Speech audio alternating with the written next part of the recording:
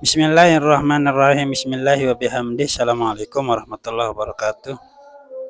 Saya mengajak teman-teman sekalian untuk kita dengarkan tausiah Bapak Guru Bajang, karena banyak hikmah, banyak hal, banyak ibrah yang bisa kita pelajari, kita insya Allah bisa amalkan. Kita saksikan bersama, nggih. Bismillahirrahmanirrahim. Assalamualaikum warahmatullahi wabarakatuh.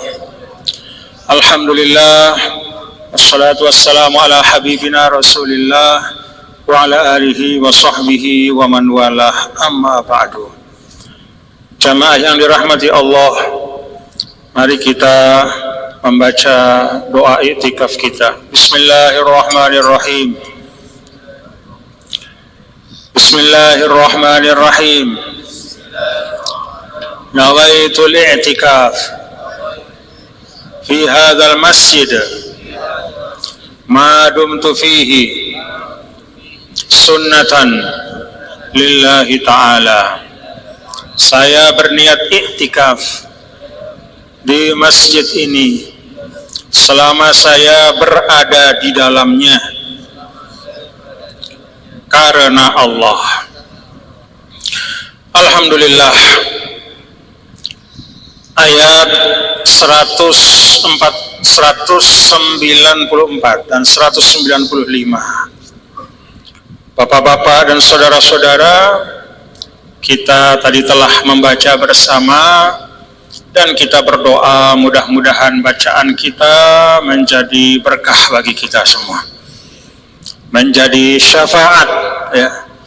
Karena di antara sekian banyak amal-amal yang diajarkan oleh Nabi kita, Nabi besar Muhammad sallallahu alaihi wasallam, ada beberapa yang dinaskan oleh Nabi bahwa amal itu bisa menjadi syafaat.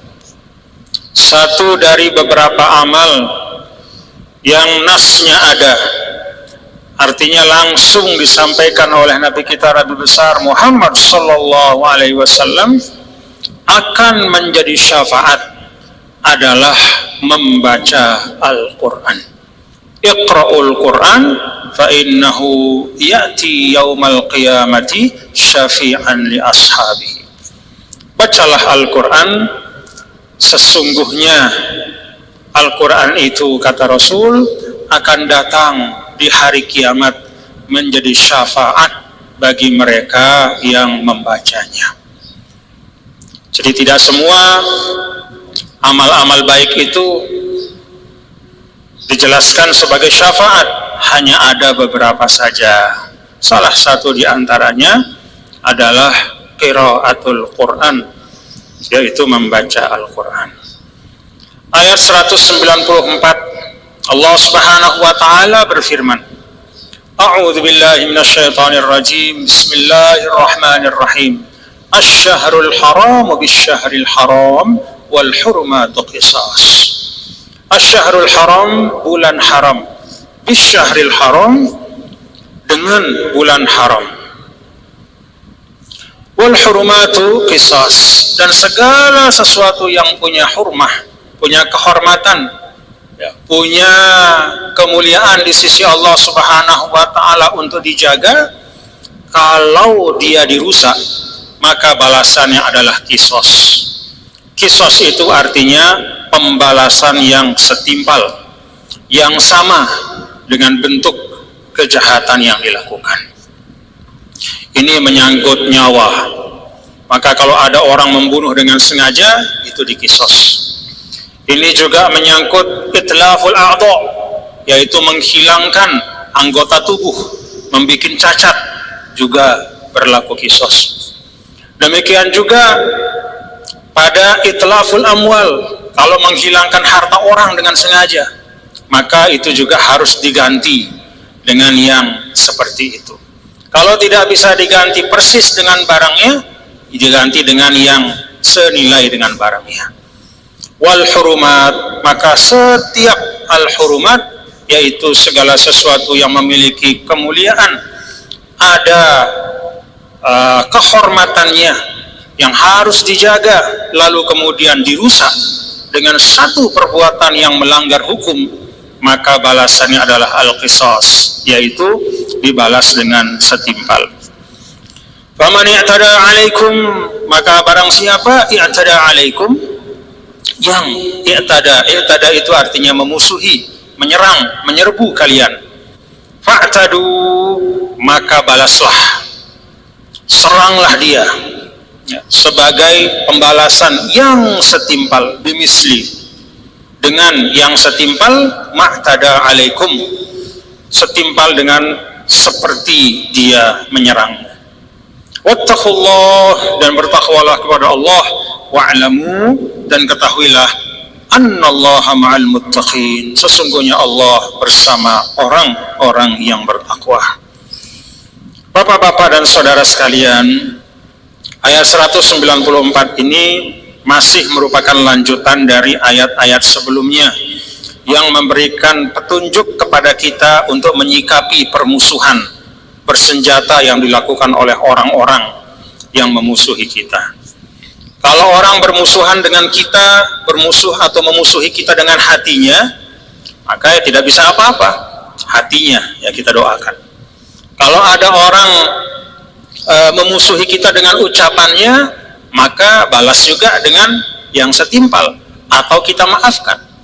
Kalau ada orang memusuhi dengan kekerasan bersenjata, menyerbu kampung kita, merusak agama kita, mengajak orang kepada kekufuran secara terang-terangan, nah itu kemudian berlakulah hukum untuk membela diri. Jihadud dafa, kita berjihad untuk ad-daf'u, yaitu untuk membela diri. Nah, di sini disampaikan dalam ayat ini suatu keadaan khusus. Apa keadaan khusus itu, bapak-bapak saudara?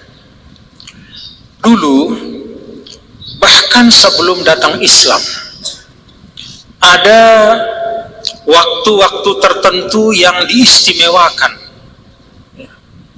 Ada waktu-waktu tertentu yang diistimewakan. Itu yang disebut sebagai asy-syahrul hurum, bulan-bulan haram. Kenapa bulan-bulan tertentu itu dikatakan bulan yang haram? Karena kebiasaan orang Arab pada waktu itu, perbuatan-perbuatan yang dibolehkan di luar bulan itu, nah, misalnya berperang, misalnya rebutan sumber air, misalnya berebutan hewan ternak.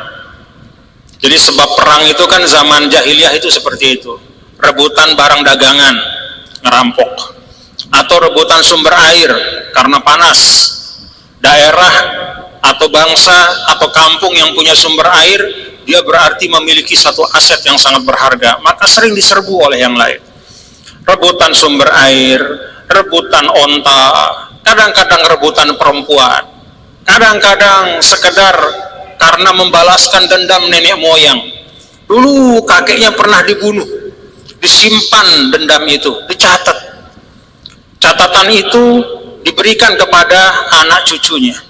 Kalau tidak dicatat, ditularkan dari mulut, diceritakan. Nah, dulu kakekmu dibunuh sama dari suku A.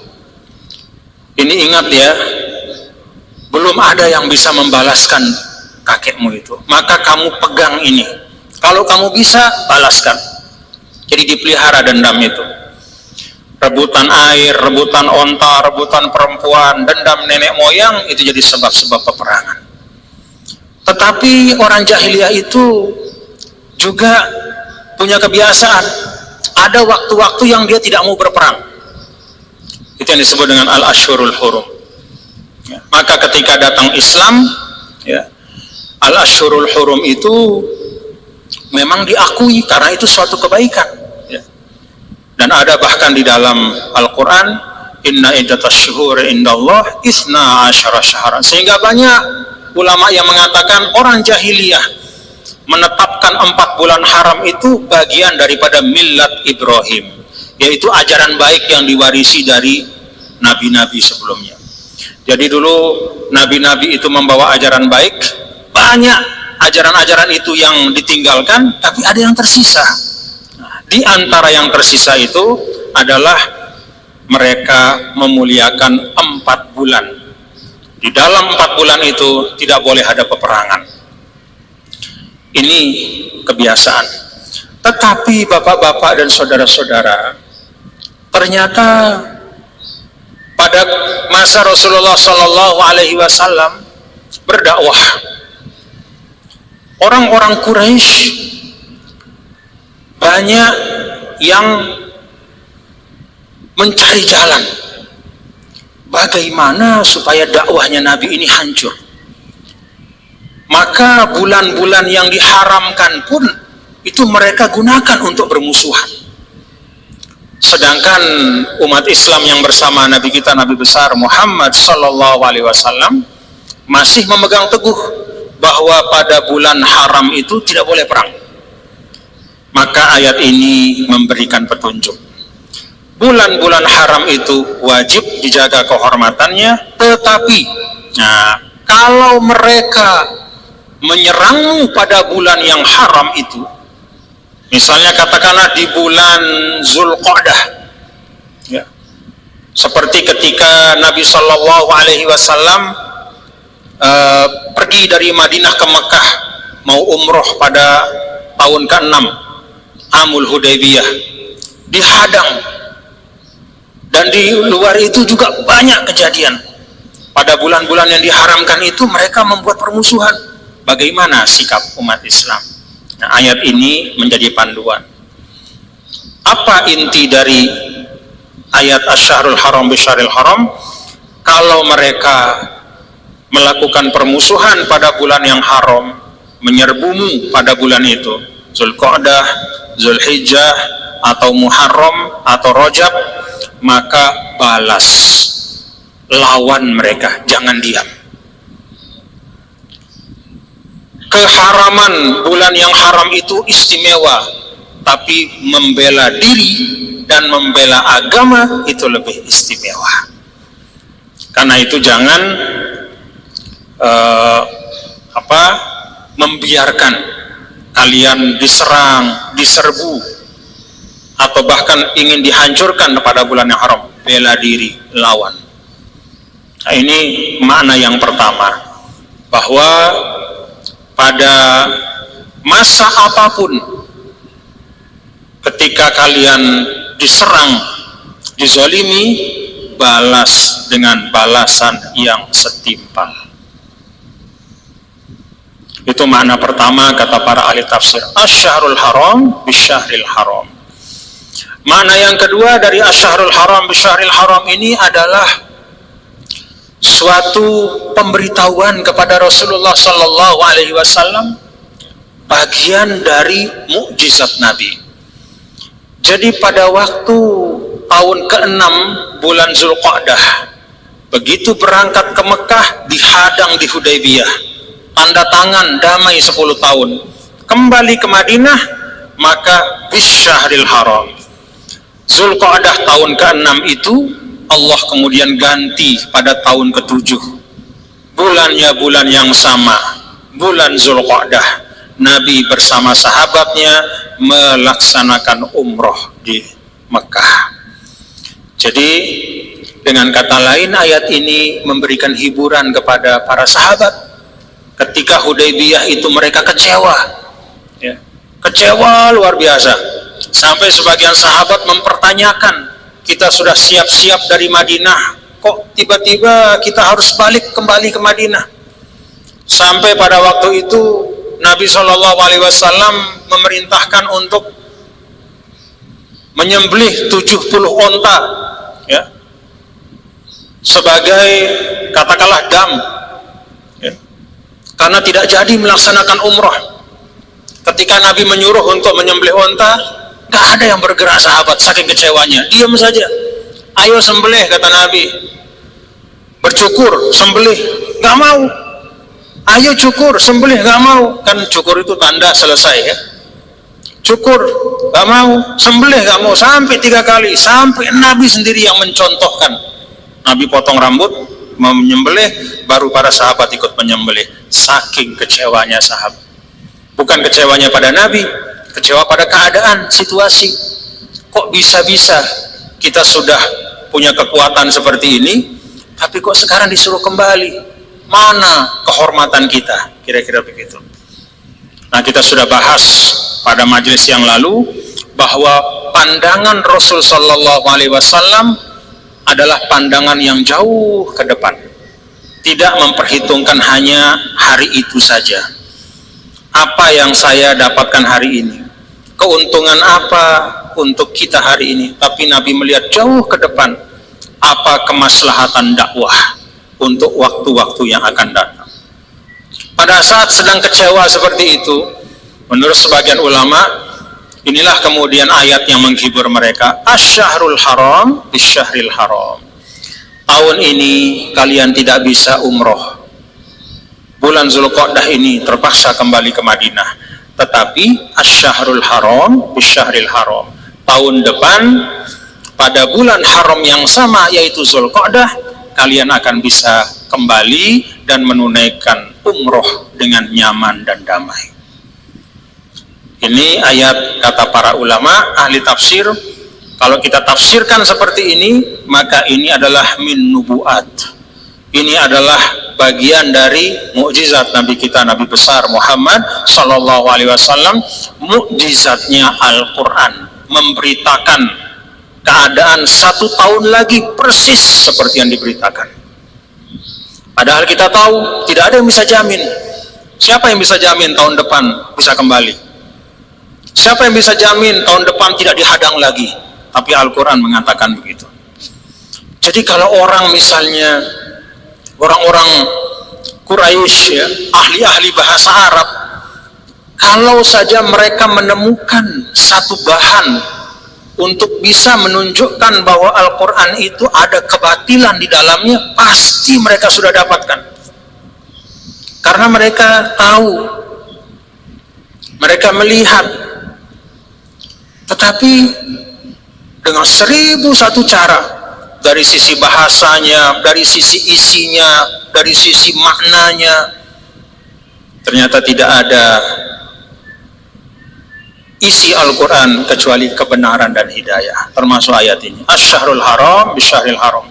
Pulang aja, kira-kira bahasa kita, pulang tenang-tenang ke Madinah tahun ini, jangan kecewa, jangan resah, istirahat dulu, tahun depan balik umroh dalam keadaan aman dan nyaman. Alhamdulillah. Allahumma shalli ala sayyidina Muhammad.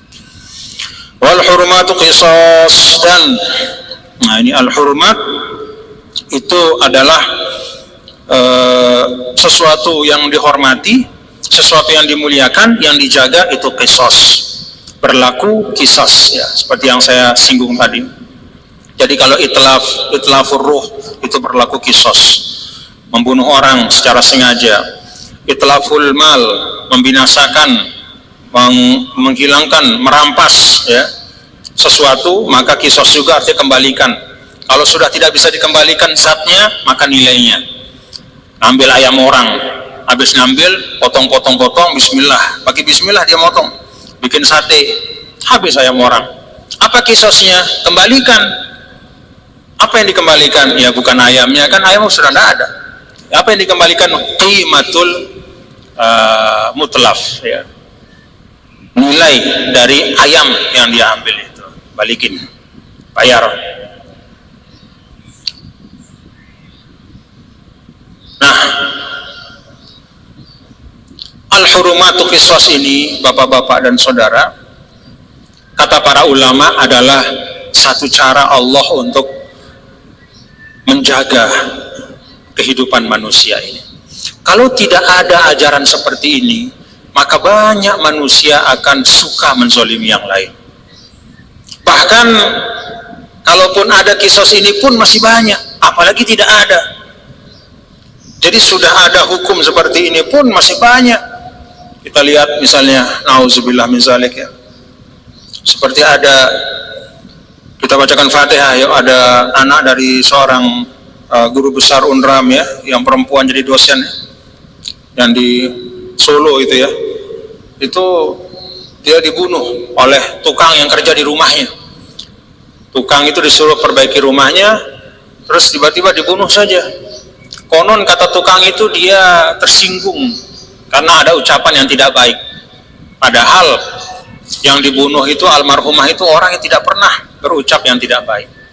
Kalau menurut saya itu mungkin cari alasan saja. Ya memang mau merampok, ya, memang mau menjahati. Jadi bahkan sudah ada ya, tuntunan agama secara hukum nasional juga ada KUHP yang menyangkut hukum-hukum pidana, tapi masih banyak saja kejahatan. Apalagi kalau tidak ada balasan yang setimpal. Karena itu Bapak-bapak dan saudara-saudara sekalian, saya ajak kita semua untuk saling menjaga kehormatan satu sama lain. Jaga kehormatan satu sama lain. Wal hurumatu qisas. Jaga kehormatan satu sama lain. Jaga harta satu sama lain. Jangan menzolimi. Jaga nyawa, keselamatan satu sama lain. Jangan suka mencelakai satu sama lain. Faman i'tada 'alaikum fa'tadu 'alaihi bimisli ma i'tada 'alaikum. Dan barang siapa i'tada 'alaikum fa'tadu 'alaihi bimisli ma i'tada 'alaikum.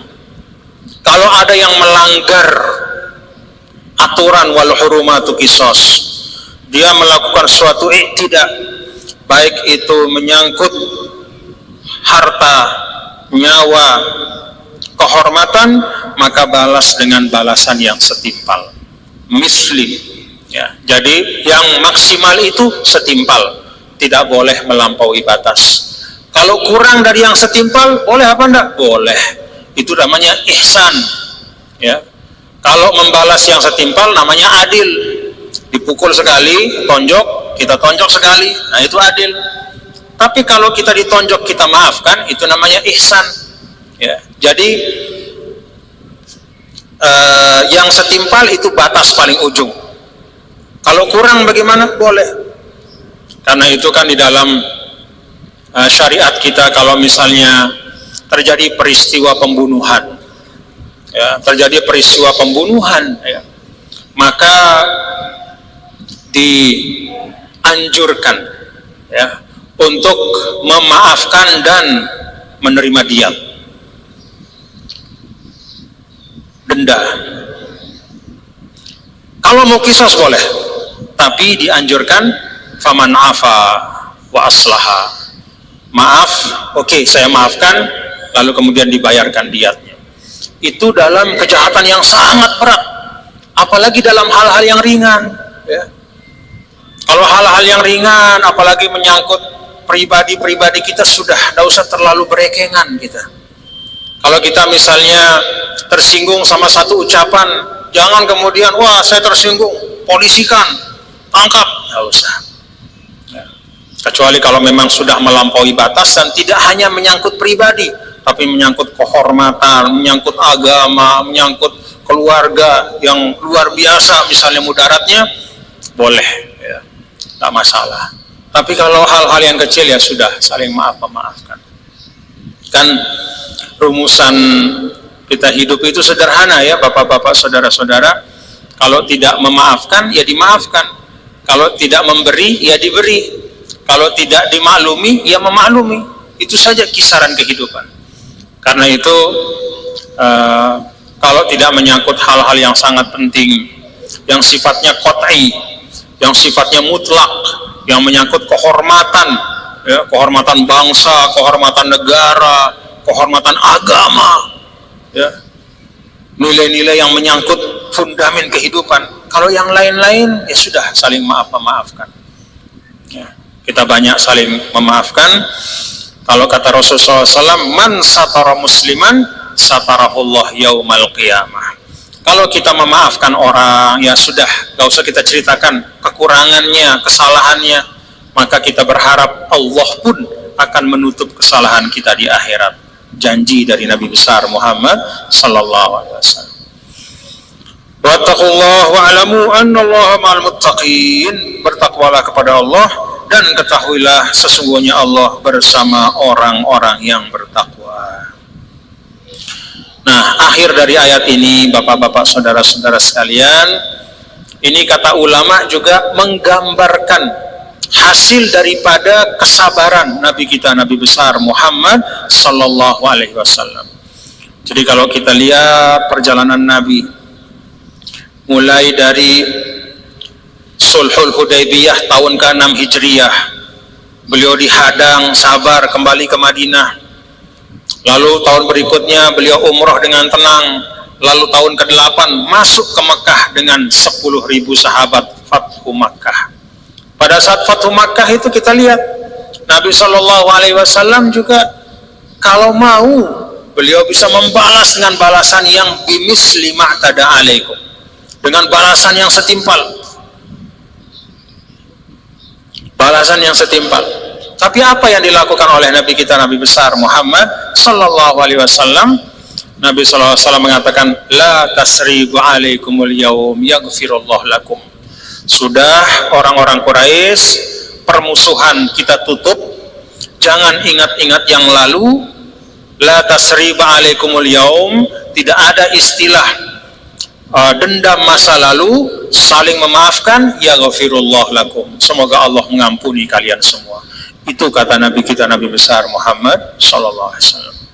Jadi ini pelajaran juga bagi kita. Dan akhir ayat ini, innallaha ma'al muttaqin wattaqullaha wa'lamu annallaha ma'al muttaqin. Allah selalu bersama orang-orang bertakwa. Ciri dari orang bertakwa itu adalah memaafkan. Jadi Masya Allah ya, luar biasa bagaimana Nabi kita, Nabi besar Muhammad SAW. Dan dalam kemaafan itu juga ada keadilan. Dulu Nabi SAW begitu masuk ke Mekah, Nabi pegang busur, ya, busur Qaus, busur bahasa kita ya, yang bukan apa namanya itu? Ya, busur ya, busur sama anak-anak busur dipegang. Nabi naik onta. Di sekitar Ka'bah itu ada 360 patung yang disembah, jadi dijatuhkan satu-satu sama Nabi dengan busurnya, sambil mengatakan ja'al haq wa zahaqal batil innal batila kana zahuqa, ja'al haq wa ma yubdi'ul batil wa ma yu'id. Jatuh sampai kemudian Nabi minta kepada Utsman bin Tolhah untuk buka Ka'bah. Nabi masuk ke dalam Ka'bah, Nabi sholat 2 rakaat di situ, lalu Nabi keluar terus berpegang pada 2 pintu Ka'bah, lalu berseru, bapak-bapak, saudara-saudara, segala macam dendam jahiliyah sudah hilang, segala macam permusuhan jahiliyah hilang, segala macam riba jahiliyah sudah hilang, kita mulai lembaran yang baru. Lalu kunci pintu Ka'bah, Sayyidina Ali menghampiri Nabi mengatakan, ya Rasulullah, saya tolong biar saya yang jaga, saya yang pegang kunci pintu Ka'bah. Apa kata Rasulullah SAW? Nabi mengatakan, kunci pintu Ka'bah ini tetap pada yang memang diamanahkan selama ini, tetap pada Utsman bin Tolhah, dan akan tetap pada keluarganya, khalidatan talidatan, selama-lamanya. Siapa yang mengambil dari dia, maka itu adalah orang yang zalim. Maka sampai hari ini yang memegang kunci pintu Ka'bah di Mekah itu keturunan dari Utsman bin Tolhah. Tidak ada yang berani ngambil. Raja pun tidak berani ganggu, karena itu ikrar Nabi. Hadza yauma birrin wa wafa. Wahai Utsman, saya datang bukan ingin merampas hakmu, tapi saya datang membawa kebaikan dan memberikan setiap orang haknya. Maka pada saat Nabi Shallallahu Alaihi Wasallam datang, Mekah yang semula orang-orang Quraisy tegang luar biasa, khawatir, takut, Nabi Shallallahu Alaihi Wasallam mengatakan, haza yaumul marhamah. Ini adalah hari yang penuh dengan kasih sayang. Alhamdulillah. Dan itu yang kita warisi bapak-bapak. Jadi 1400-an tahun yang lalu Nabi mencontohkan seperti itu. Tidak menzolimi siapapun. Bahkan pada waktu itu tidak ada dipaksa orang yang ada di Mekah untuk semuanya harus masuk Islam. Tidak ada dipaksa. Dibiarkan sama Nabi. Apa kata Nabi? Suruh umumkan, siapa yang masuk ke rumahnya Abu Sofyan aman, siapa yang masuk ke rumah, ada disebut yang lain, siapa yang diam di Masjidil Haram aman, siapa yang diam di rumahnya aman. Tidak ada pasukan Nabi kemudian masuk ke rumah-rumah memaksa orang masuk Islam. Nah, dibiarkan saja sama Nabi. Justru itu begitu dilihat oleh penduduk Makkah bahwa ternyata Nabi itu datang tidak seperti yang digambarkan oleh tokoh-tokoh Mekah sebelumnya.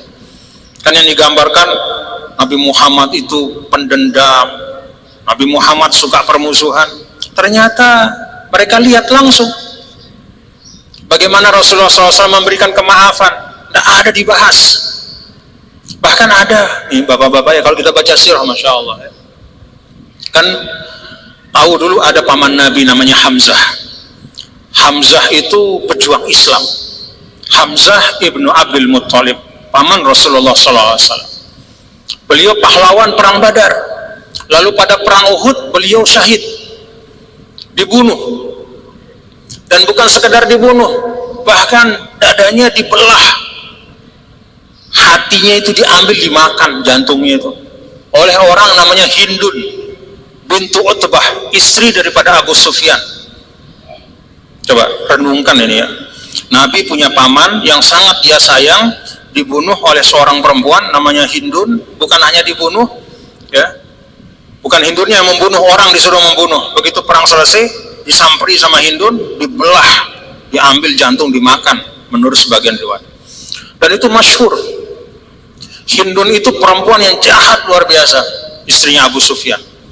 Ada dia pada saat Fathu Makkah itu. Ada.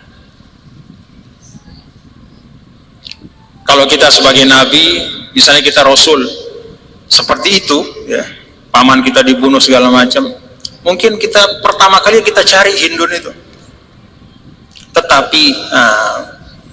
Tetapi Nabi kita, Nabi besar Muhammad Sallallahu Alaihi Wasallam, Masya Allah, begitu selesai di Ka'bah, beliau berdiri di sofa, lalu membaiat orang Mekah yang masuk Islam. Nggak dipaksa, ayo siapa masuk Islam datang ke Bukit Sofa, akan dibaiat oleh Rasulullah. Datang laki-laki pertama, Abu Sufyan CS yang musuhi Nabi itu datang semua. Asyhadu an la ilaha illallah wa annaka Muhammadun annaka Rasulullah. Lalu dibaiat oleh Nabi, ubayyuka ala alla tusyrika billahi syai'an. Dibaiat, jangan mensekutukan Allah, jangan membunuh orang, dan seterusnya. Selesai laki-laki dibaiat, giliran perempuan dibaiat. Begitu perempuan dibaiat, ikut si Hindun tadi. Hindun itu ikut, tapi pakai pakaian dalam sirah itu, dia pakai mutanakkiratan, dia pakai kelumbung supaya nggak ditanda. Jadi supaya nggak ditanda, karena dia takut kalau jumpa Nabi jangan-jangan langsung dibunuh ya, karena dia kan jahatnya luar biasa. Dibaiat oleh Nabi, kaum perempuan, ada Abu Sufyan. Dalam riwayat itu nih, bagaimana Rasul ya, ini Rasul SAW memang, ya Allah, gak tahu kita hatinya itu dari apa. Memang Rasul ya, Rasul asyraful khalqi, makhluk yang paling mulia.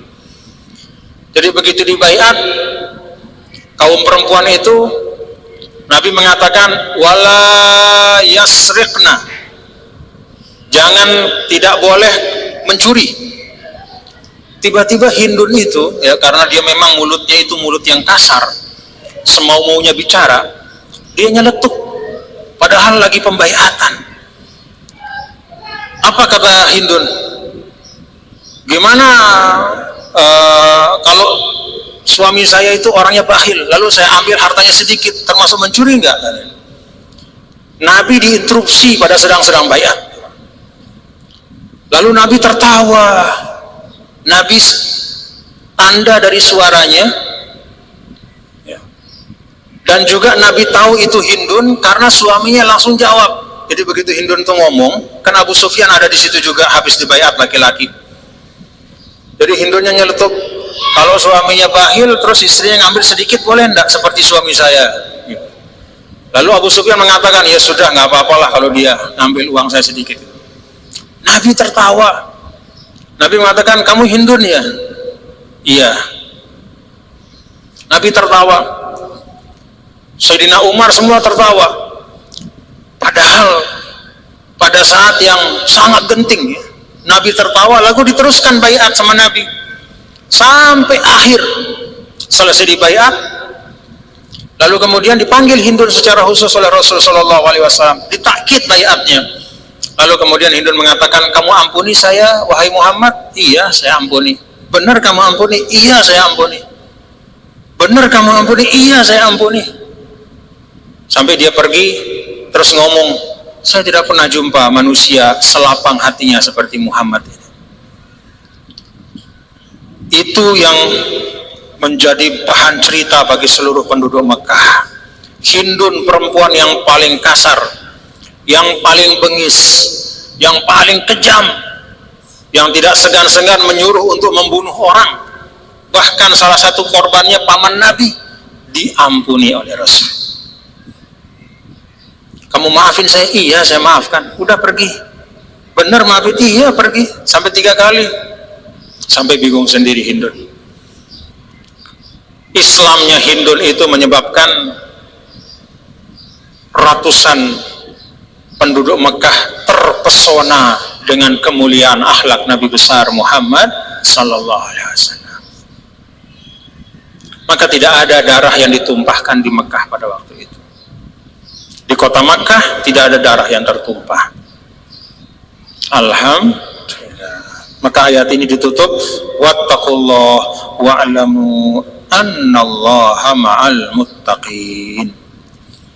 Maka pesan saya bapak-bapak saudara, dalam keadaan sesulit apapun, dalam keadaan tantangan dakwah seberat apapun, dalam keadaan sebagian orang benci kepada Islam dengan kebencian yang luar biasa, meluap-luap, menghujat dan segala macam, mari tetap kita ingat ya, kita ingat bagaimana cara dan dakwah dari Nabi kita, Nabi besar Muhammad sallallahu alaihi wasallam.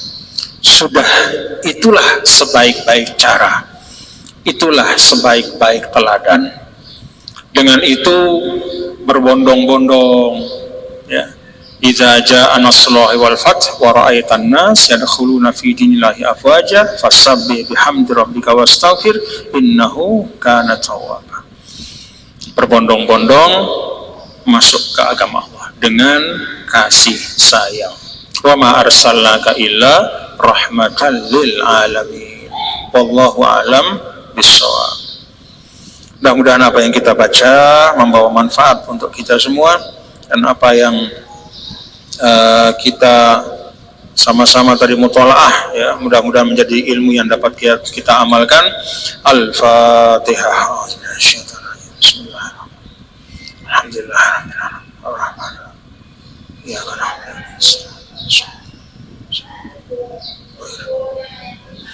Rabbana taqabbal minna innaka antas samiul alim wa tub alaina innaka antat tawwabur rahim.